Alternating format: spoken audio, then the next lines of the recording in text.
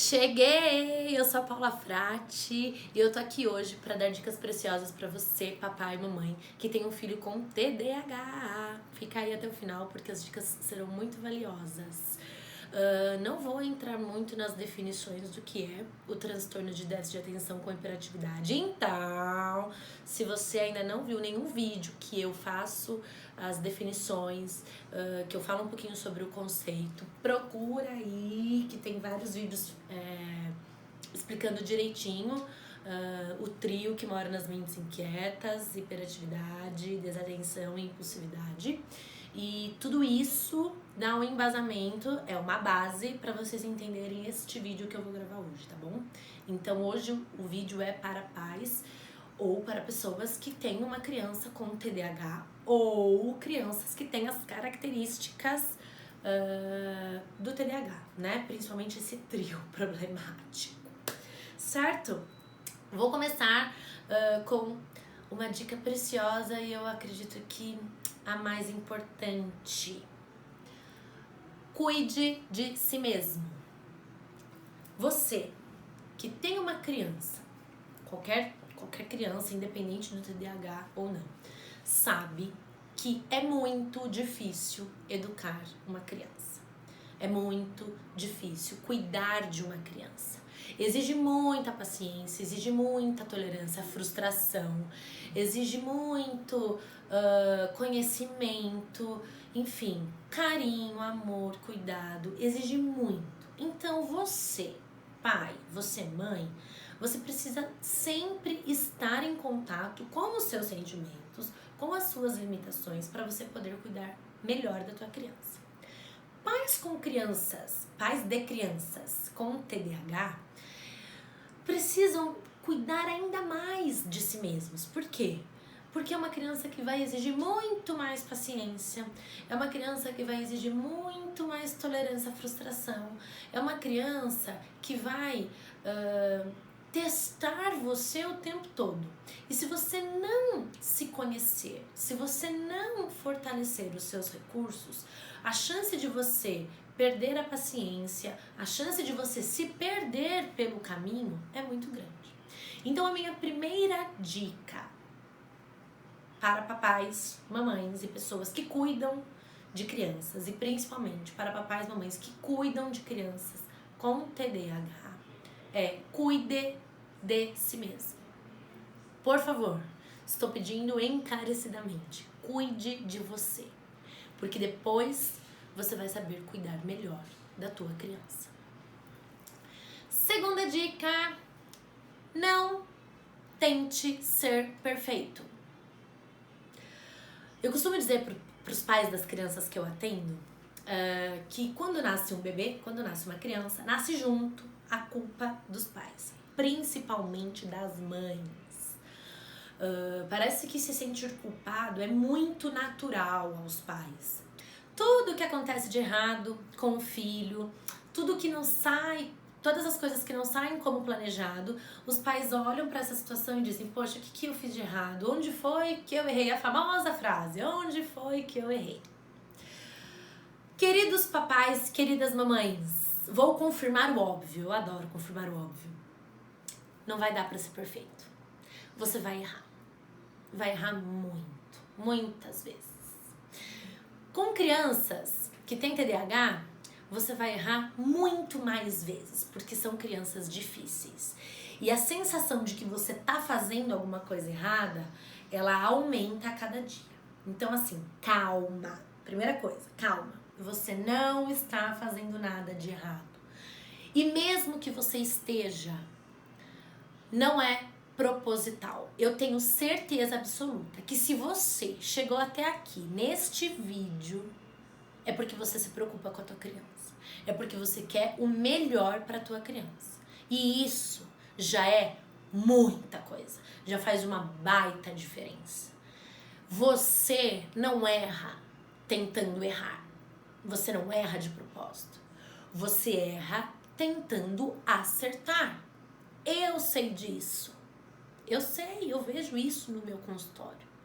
Os pais engajados, os pais que querem que os filhos melhorem, mesmo quando eles erram, eles não erram ai, porque eu não tô nem aí com meu filho, porque eu quero o pior pro meu filho. Não, isso não existe. Existe, né? Em casos muito graves, em casos patológicos. Não é neste caso aqui, né? Eu e você e eu, não estamos falando disso. Não se trata dessa situação. Porque você tá aqui procurando vídeos sobre TDAH porque você se importa, porque você está preocupado com o teu filho. Então isso já é muito importante. Então a minha segunda dica é: você não vai ser perfeito e tá tudo bem, certo? Terceira dica: mantenha a calma e o controle. Eu sei que é difícil e as crianças com TDAH tiram a gente do sério. Eu sei. Eu vejo isso aqui no meu consultório. Eu várias vezes preciso respirar 1.000.000 de vezes, porque é uma criança que testa o limite o tempo todo, é uma criança que te desafia, enfim, é uma criança difícil. É uma criança difícil. E é muito fácil você perder o controle e você perder a calma. Então, tente manter a calma e o controle. Às vezes é necessário tomar um certo distanciamento daquela situação, distanciamento físico mesmo, tá, gente? Tá acontecendo um conflito na sala, toma um distanciamento, vai pro quarto, vai pra cozinha, vai pro banheiro, toma um banho, esfria a cabeça, recupera as energias e depois você volta pra resolver aquele conflito. Não vale a pena você confrontar, porque o confronto, ele é muito chamativo para uma criança que tem TDAH. E muitas vezes os pais se rebaixam ao nível da criança e começam o quê? A disputar poder. Eu cansei de atender aqui no meu consultório crianças de 8 anos que mandam na casa. Que mandam mais do que os pais. Por quê? Porque na tentativa de você assumir o controle, você começa a disputar o poder e é muito difícil, porque é uma criança que vai fazer birras, que vai chorar, que vai te desafiar, que não para quieta, que vai testar todos os seus limites. Então assim, não se coloque em teste. Antes disso, tome um certo distanciamento, respire, restabeleça sua energia e aí você volta e resolve o conflito, certo? Então essa terceira dica ela é muito importante. Ai, Paula, mas até falando, você fala isso, parece super fácil. Eu sei que não é fácil, eu juro que eu sei. E é por isso que eu tô aqui para dar essas dicas. E é por isso que eu estou aqui para te ajudar e fazer o possível para desenvolver as potencialidades da tua criança. Quarta dica: foque nas coisas boas. É isso aí. Eu sei que parece óbvio, né? Mas não é. Nós, seres humanos, temos uma tendência inerente a focar sempre nas coisas ruins. É muito mais fácil você indicar o que, não só crianças, tá? Você indicar o que uma pessoa tem de ruim do que indicar o que uma pessoa tem de bom. Porque o que é ruim parece que fica mais forte em nós, né? Isso, a neurociência explica isso. Os aspectos negativos das pessoas, eles têm mais impacto. Então, uma criança com TDAH tem inúmeros aspectos negativos. Inúmeros. Então, é uma criança que facilmente é rotulada de desobediente, de mal educada, de agitada, de que vive no mundo da lua, não presta atenção em nada, inconveniente, intrometida, enfim. Existem muitos adjetivos para as crianças com TDAH, tá? Mas significa que as crianças com TDAH só têm coisas ruins para oferecer? Óbvio que não. Tem muitas coisas boas que passam despercebidas.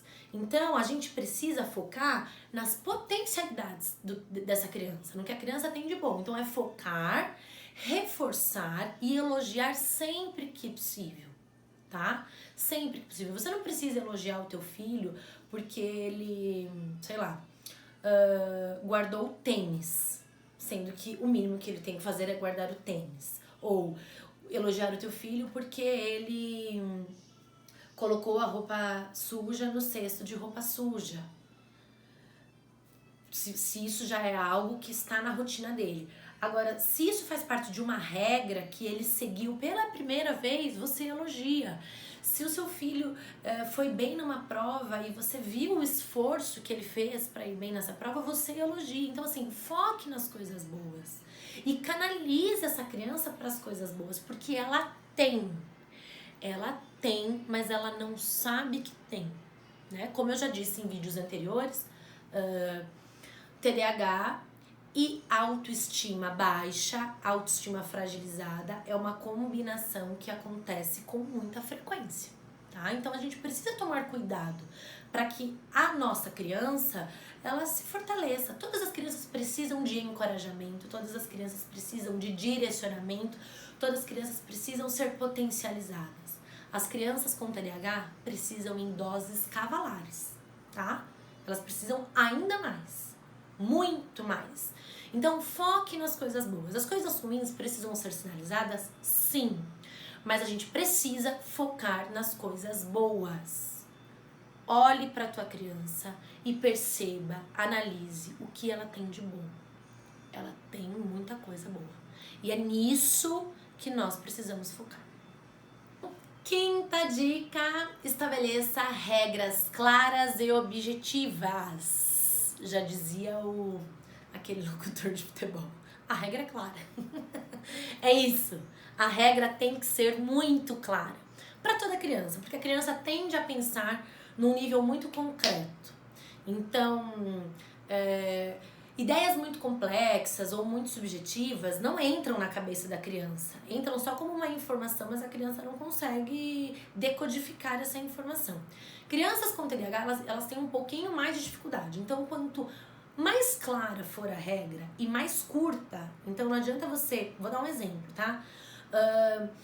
Você quer que o teu filho vá até o quarto e pegue o travesseiro, a coberta e no caminho passe no banheiro e jogue a roupa suja no cesto. É muita coisa para uma criança com TDAH. Então você estabelece regras curtas. Então, fulano, agora você vai até o seu quarto e você tira o cobertor do chão, arruma a tua cama. Ponto. Fez isso, aí você dá o próximo comando. Muito bem! Agora que você já arrumou a tua cama, agora eu quero que você pegue as roupas do chão e coloque no cesto de roupa suja. Muito bem! Agora pode vir aqui na cozinha e você vai me ajudar a fazer outras coisas. Entende? Você vai dando comandos fracionados. Porque se você dá muitos comandos ao mesmo tempo, a chance da criança não fazer nenhum, ou fazer mal feito todos, ou fazer só o último, porque é isso que ela conseguiu absorver, é muito grande, tá? Então estabeleça regras claras e regras curtas, pequenos comandos. É muito melhor que você tenha poucas regras, mas que essas regras sejam cumpridas, do que você tenha uma infinidade de regras onde a criança não consegue cumprir nenhuma e você fica na frustração, a sua criança fica na frustração e a relação de vocês fica tensa.